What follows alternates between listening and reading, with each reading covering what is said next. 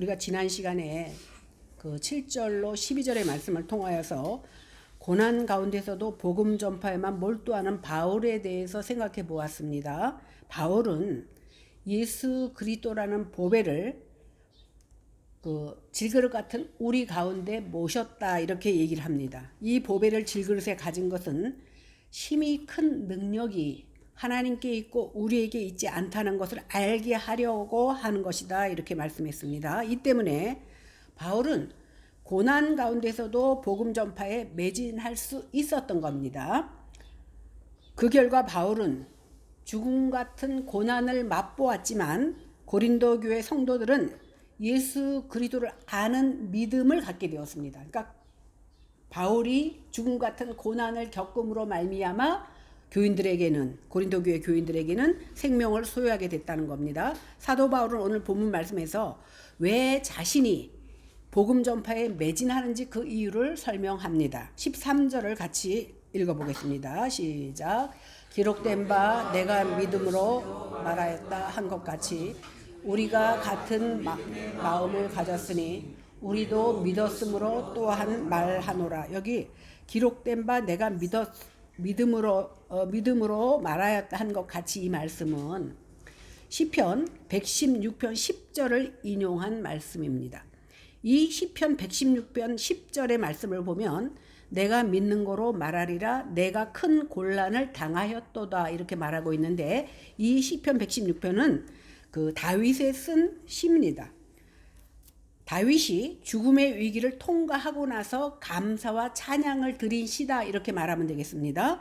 그러니까 다윗이 죽을 고비를 여러 번 넘깁니다. 그러면서 하나님께서 이렇게 고비를 넘기고 살려주신 그 은혜에 감사하여 쓴 이 그 고백을 통하여서 사도 바울이 시편을 인용하면서 자기 자신도 다윗과 같이 그런 죽을 고비를 많이 넘기고 고난을 당했다라는 그런 생각으로 이 말을 인용한 겁니다.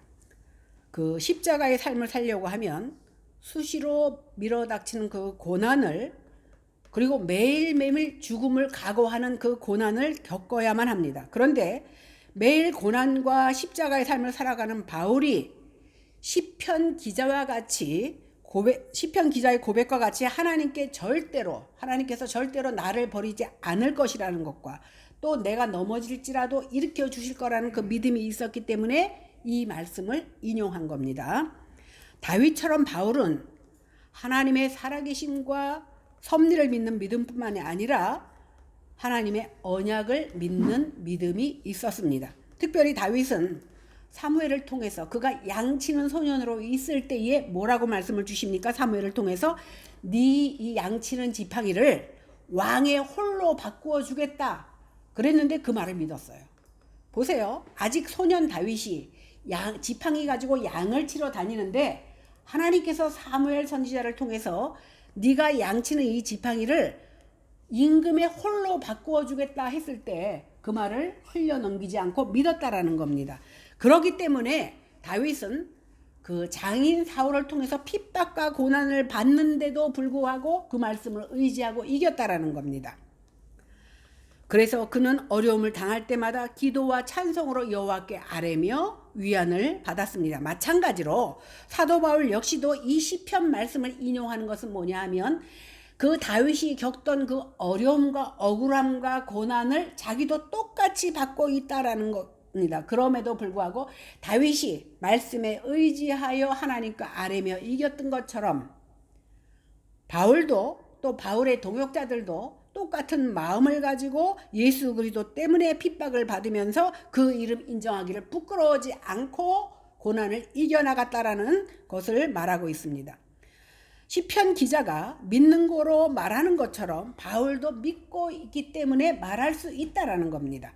시편 기자와 마찬가지로 바울은 절망적인 상황에 처해져 있지만 복음을 굳게 믿었고 항상 복음을 전하지 않으면 오히려 나에게 화가 될 것이라는 그 믿음 때문에 두려워하지 않고 복음을 전할 수 있었던 겁니다. 그래서 바울은 자신이 믿는 바 복음을 증거하지 않을 수 없다 이렇게 말합니다. 어떠한 고난의 상황에서도 하나님이 구원해 주신다는 시편 기자의 믿음이 바로 바울 자신의 믿음이었으며, 그것이 그로 하여금 어떠한 상황에 처해 있을지라도 절망하지 않고 사도직을 수행해 나갈 수 있는 근거가 되었던 것입니다. 그러면 사도 바울이 생각하는 믿음의 내용이 무엇인지 보겠습니다. 우리가 지난 시간에 살펴본 대로 바울의 믿음은 어떤 믿음이냐면, 보여지는 것, 내 현실적으로 잡혀지는 것을 보는 믿음이 아니라 보여지지 않는 것을 믿는 믿음입니다.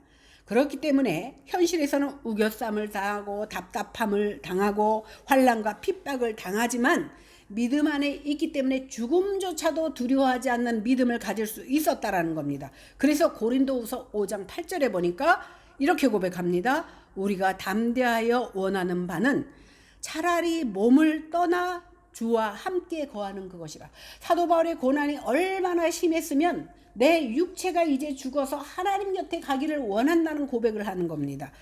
그런데 이것이 바로 보는 대로 말하는 것이 아니라 장차 있어질 그 세계를 바라보며 믿음으로 고백하는, 그러니까 질그릇 속에 보배가 담긴 사람만이 고백할 수 있는 고백인 겁니다.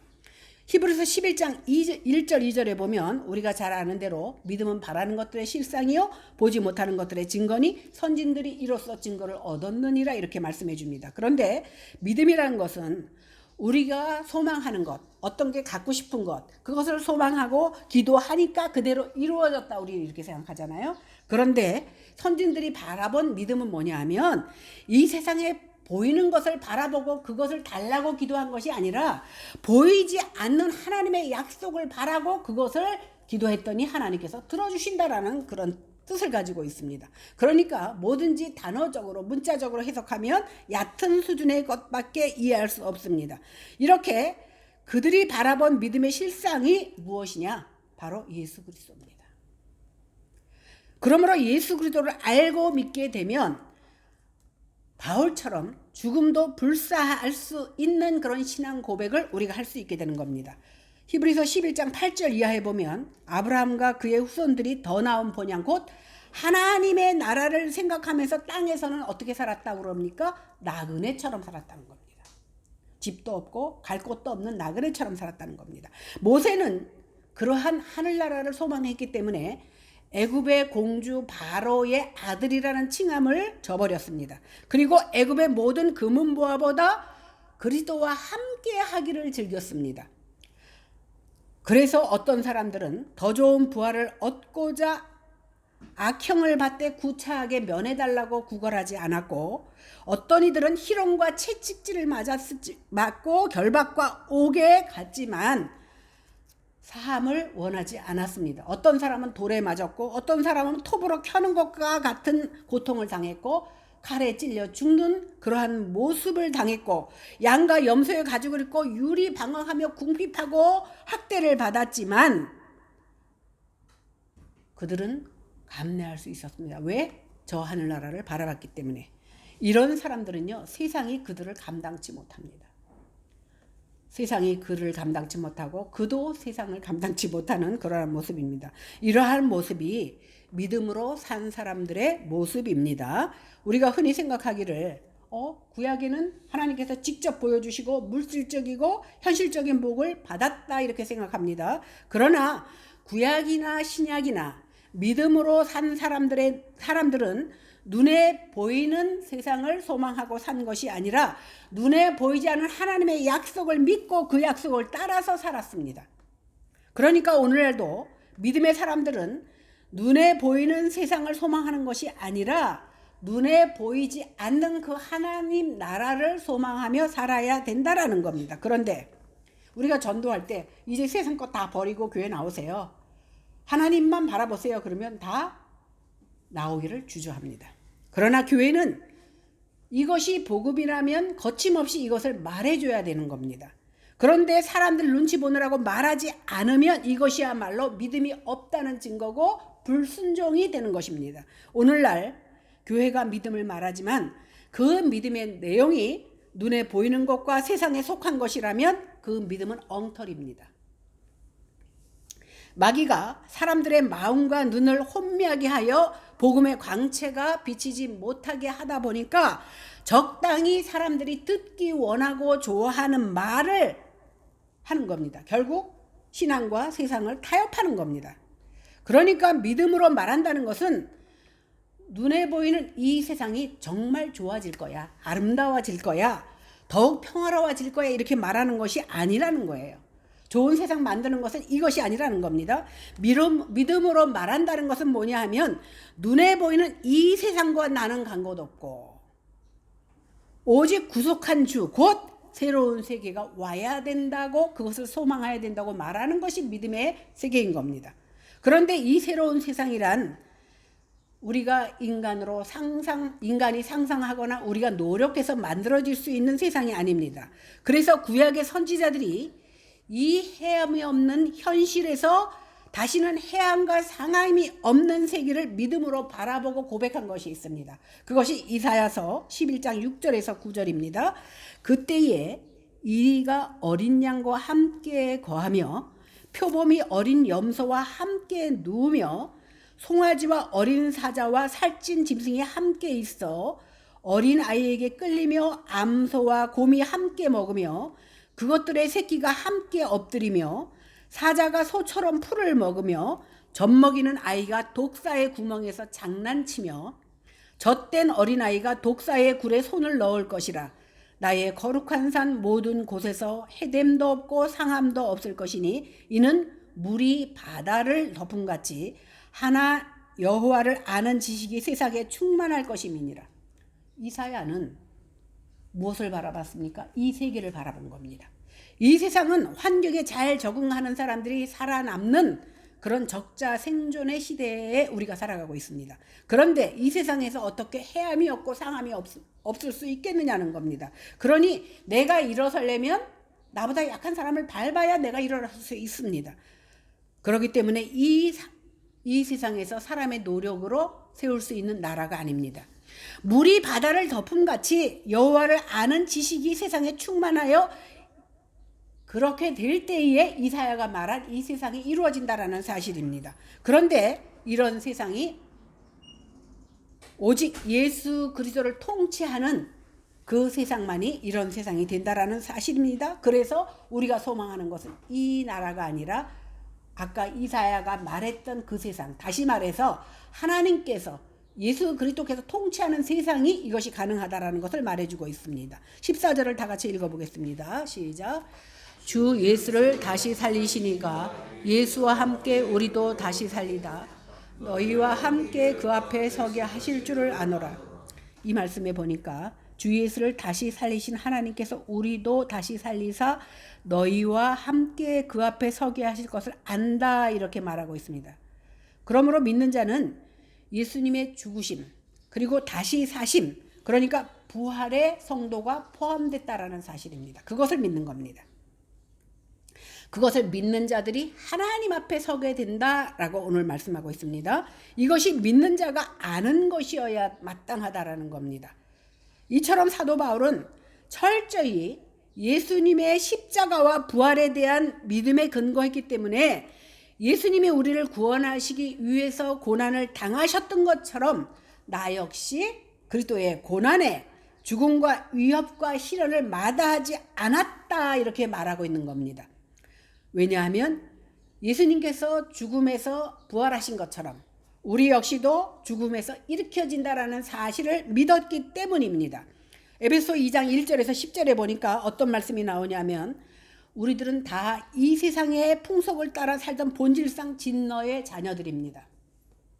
그런데 긍휼의 풍성하신 하나님께서 그 큰 사랑으로 인하여 그리스도와 함께 살리시고 함께 일으키시고 그리스도 예수 안에서 함께 하늘에 앉혀 놓으셨다 이렇게 말합니다. 그러니까 당신의 아들 예수 그리스도만 일으키시고 하늘나라에 데려가신 것이 아니라 우리 역시도 믿음을 가진 우리 역시도 똑같이 앉혀 놓으셨다고 말씀하고 있는 겁니다. 그러니까 믿는 자는 예수 그리스도의 죽으심과 부활과 승천에 우리도 연결되어 있다라는 사실입니다. 그러므로 믿는 자는 하루라도 우리가 이 세상의 육신을 벗어나서 하나님 앞에 가서 그리스도와 함께 사는 것을 소망해야 됩니다. 그런데 제가 성도들 누구한테 집사님 믿음이 좋으니까 오늘 하나님 앞에 가십시오 그러면 아이고 아닙니다라고 다 손살에 치는 현실 속에 우리는 살아가고 있습니다. 왜? 아직도 우리의 믿음이 세상을 향하여 있기 때문입니다.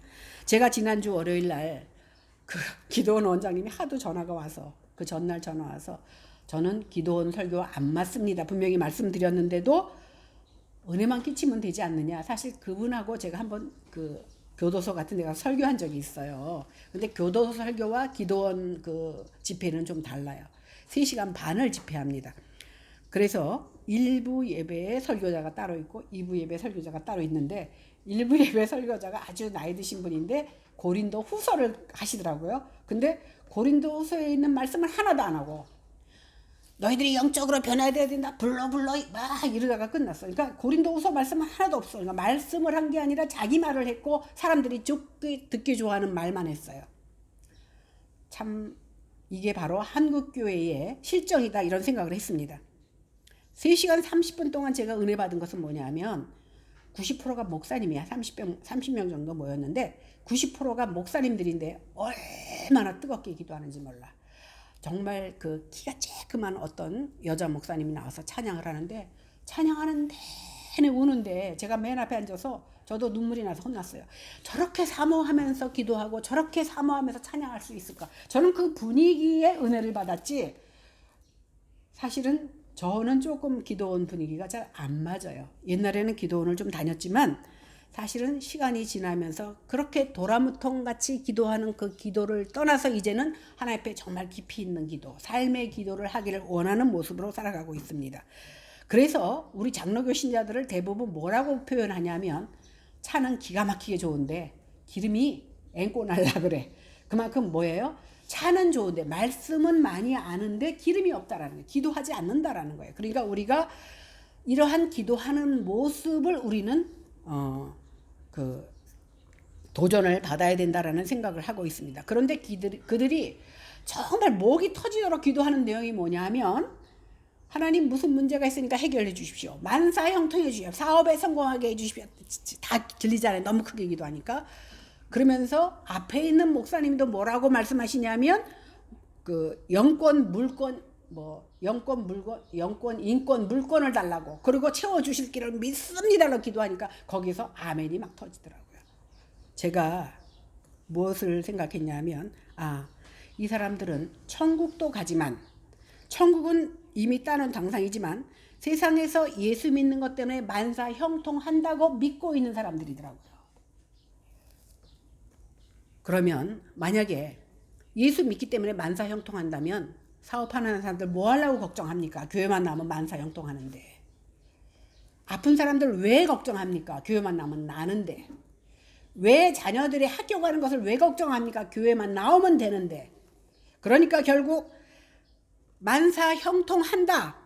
물권, 인권, 영권을 하나님께서 허락하신다라고 말한다면 또 그대로 된다면 우리 교회가 왜 이렇게 빈자리가 있어요? 그죠? 영악한 세상 사람들이 막 복 받으려고 서서라도 예배 드릴 거 아닙니까? 그러면 예수 믿으면 만사형통, 삼박작 축복 이것은 마귀가 우리를 현혹하려고 주는 말이라는 사실입니다. 결코 믿음의 소리가 아닙니다. 그렇기 때문에 우리는 마지막 날 부활의 예수님께서 우리를 다시 살리신다는 그 믿음을 가지고 그 앞에 서야 되지. 이 세상 살면서 세상 사람들이 쫓는 건 나도 쫓고 세상 사람들이 좋아하는 건 나도 좋아하는 모습으로 삶을 산다면 잘못된 믿음이라는 거예요. 그렇다고 해서 하나님께서 복을 안 주신다 이 말이 아니에요.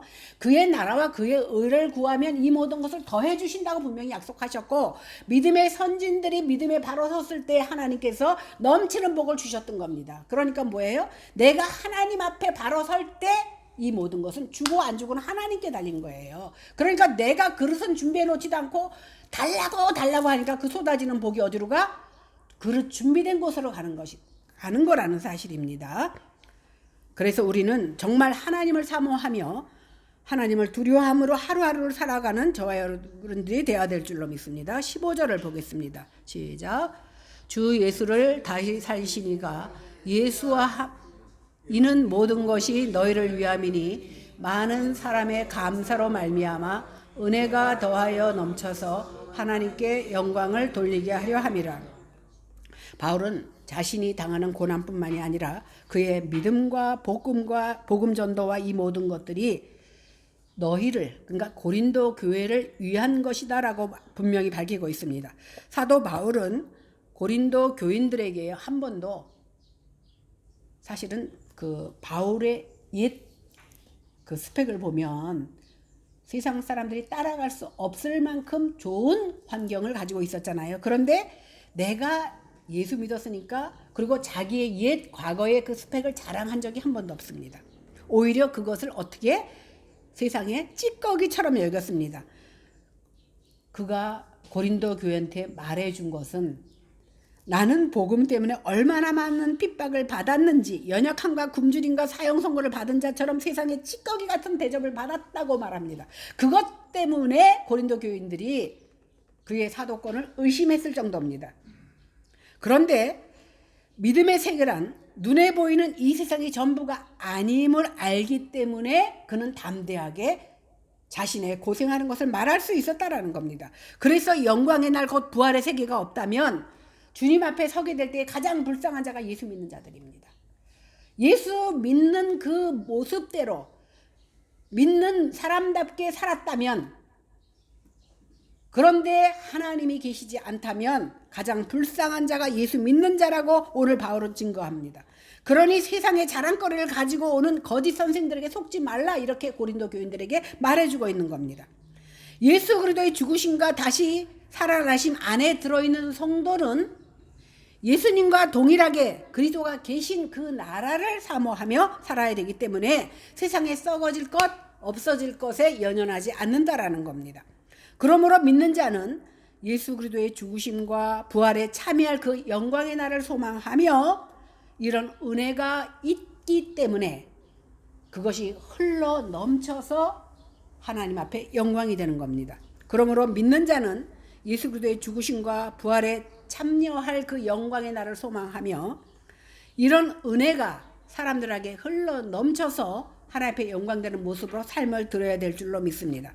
이것이 바울이 사도직에 대한 분명한 의식이었습니다.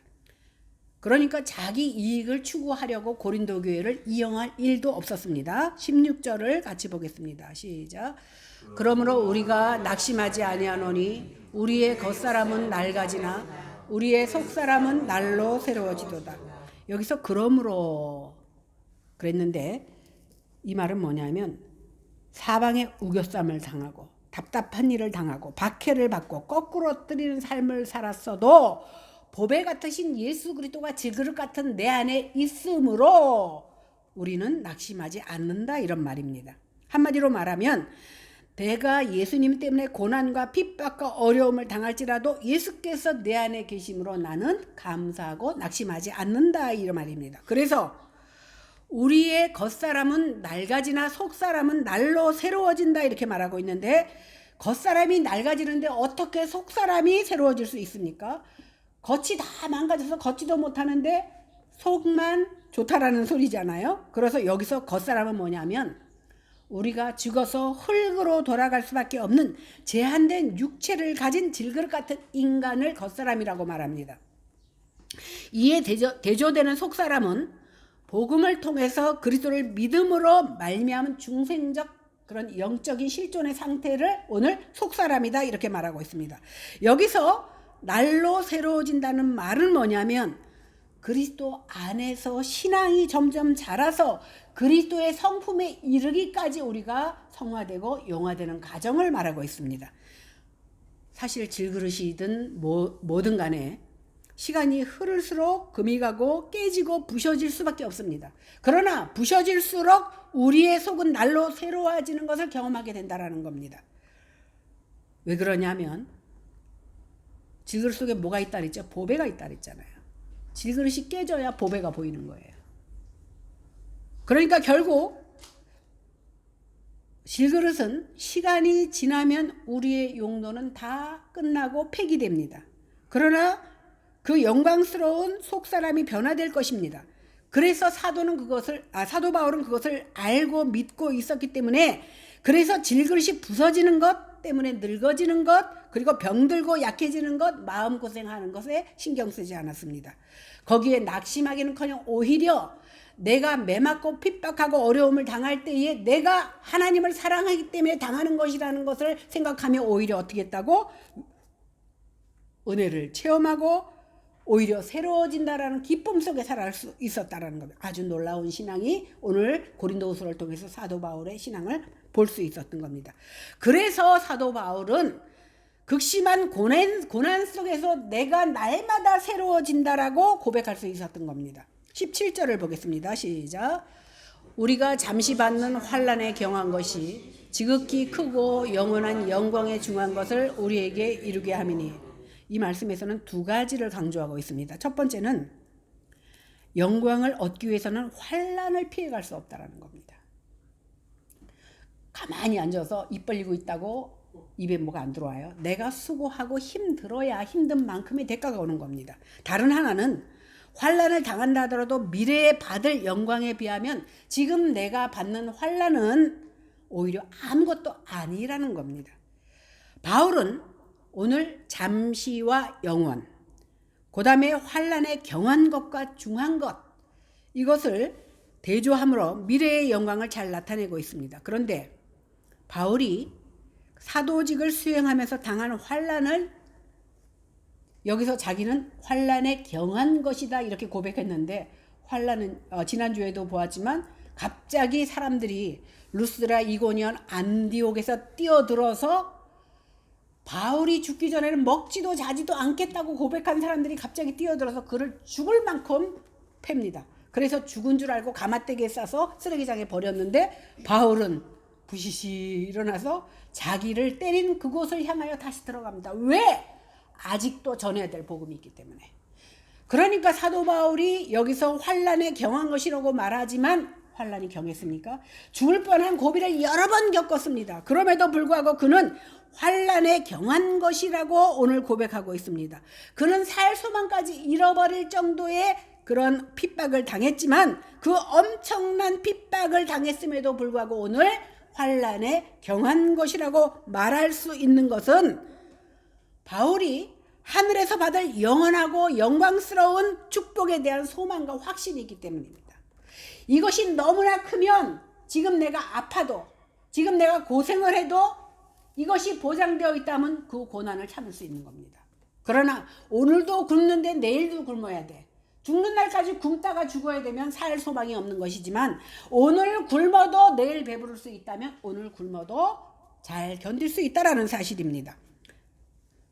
이렇게 사도 바울은 하늘에서 주어질 그 영광을 바라보며 자기가 당하는 고난을 작은 것, 경한 것이라고 말했습니다. 질그릇이 만나는 환난은 보배를 드러내려는 하나님의 계획의 일부라는 사실입니다. 그래서 내가 어려움을 당하면 이것이 하나님께서 주시고자 할 그 영광, 축복의 전초전이다 이렇게 생각하면 됩니다. 그래서 환난은 장차올 영광에 비하면 잠깐이요 아무것도 아닙니다. 영광은 영원하고 영광은 너무나 큰 것이기 때문에 우리가 가진 환난에도, 고통에도, 질병에도 불구하고, 이게 우리는 보통 환난에도 불구하고 이겼다 이렇게 말하는데 불구하고가 아니에요. 환난 때문에, 고통 때문에, 질병 때문에 하나님의 능력이 더 크게 드러난다라는 사실입니다. 그래서 환난을 통하여서 우리 안에 들어진 보배가 비추어질 수 있다라는 사실입니다. 복음의 목적은요, 편안하게 살려고 하는 것이 아닙니다. 대부분의 사람들이 종교를 가지려고 할 때 자기 마음의 평안을 위하여 종교를 가지려고 합니다. 그러나 기독교는 편안한 삶을 위해서 주어진 것이 아닙니다. 하나님을 더 깊이 알고 그분을 더 깊이 신뢰하게 하는 것. 그러니까 복음의 목적은 나로 하여금 그리스도의 깊은 사랑에 빠지고 그분의 영광을 너무나 사모한 나머지 그 사모하는 마음에 어떠한 고난도 감내할 수 있는, 그래서 그 고난을 감내하면서 그분의 가치를 드러내는 데 있습니다. 그럴 때에 그 고난이 기쁨으로 나한테 다가올 수 있는 겁니다. 또 복음의 목적은 우리가 이 세상에 살면서 편안함, 부요함, 안전함을 누리는 게 아니라 그리스도를 의지함으로 이 세상에서는 험하고 힘든 삶을 살았지만 잠깐의 이 세상이 아니라 영원한 삶에서의 영광을 위하여 감내할 수 있는 것이 바로 믿음이라. 그러므로 복음 때문에 기꺼이 고난을 선택한다면 그것으로 하나님의 영광은 빛나게 되고 하나님의 영광을 받으시게 되는 겁니다. 그러므로 성도가 믿음으로 말하는 것은 잠시 있다가 사라지는 이 세상을 말하는 게 아닙니다. 보이지 않는 영원한 영광의 나라, 곧 그리스도의 나라를 말하는 것이 곧 믿음이라는 겁니다. 그래서 로마서 8장에서는 이렇게 말합니다. 현재의 고난은 장차 우리에게 나타날 영광과 좋게 비교할 수 없습니다. 이 영광을 소망하는 자는 현재 내가 조금 어려워도 인내할 수 있게 되는 겁니다. 18절을 보겠습니다. 시작. 우리가 주목하는 것은 보이는 것이 아니요 보이지 않는 것이니 보이는 것은 잠깐이요 보이지 않는 것은 영원함이라. 여기서 주목하는에 해당하는 헬라어 스코페오는 뭐냐면 돌아보다, 주목, 소망하다라는 뜻을 가지고 있습니다. 근데 여기서 주목하다, 돌아보다 하니까 과거를 돌아본다라는 뜻이 아닙니다. 현재의 우리 시선이 하나님께 고정되어 있다라는 것을 말하고 있습니다. 당장 눈앞에 보이는 것, 썩어질 것을 보지 않고 보이지 않는 곳에 우리의 시선이 고정되어 있다라는 것을 말하고 있는 겁니다. 압축해서 말하면 하나님의 섭리와 다스림을 말하는 겁니다. 보이는 것은 길어야 한평생입니다.